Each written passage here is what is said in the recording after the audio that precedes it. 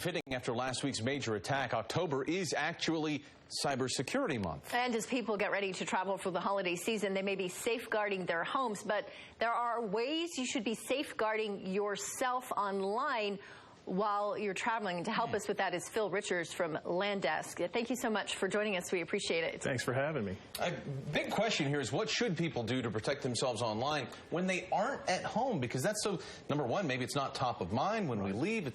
It's home. What can we do? Well, I've got a couple of different tips that we can talk about. The first one has to do with when you're connecting at a hotel for your Wi-Fi. This is a device that I use. It's called a Hutu TripMate. And what this does is it creates a small little network for your devices, and then it connects to the hotel's network. That second layer of network basically means that your devices, like your phone and your computer, are in a separate network, and that separation provides some insulation from bad guys. And that can prevent people from actually getting onto your devices, right? Exactly. That's exactly right. About how much does that run? This, you can buy this on Amazon for, this one is about $30. You can buy it for about $17 on Amazon. So not necessarily expensive. Yeah. Nope.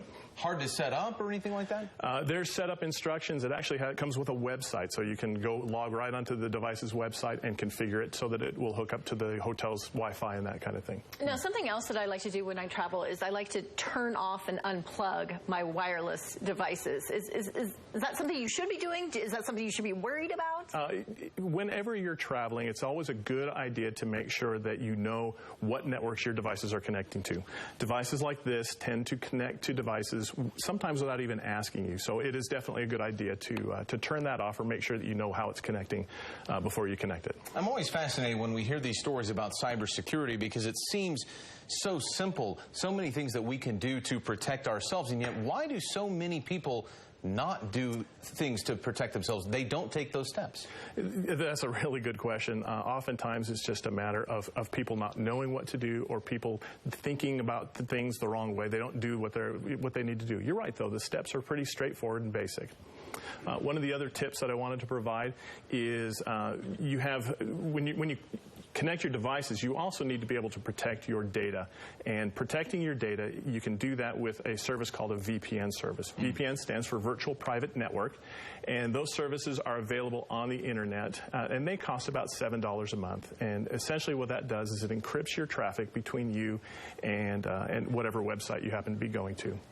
So even if you are on just a public Wi-Fi service, will the VPN protect you in that sense? It does. Now, there's a small period of time when you could potentially be attacked. So it's important to, especially if you're using this device at the same time, you can theoretically go onto those public networks with pretty good security. I'm going to buy one of those. That's a really great thing to have when you're traveling. A couple of really good ideas, because we're hearing more and more about it, and as October is this big cybersecurity awareness month, we want to make sure we give you some pieces of advice that you can implement easily. Phil, thank you very much for coming in. We certainly appreciate it.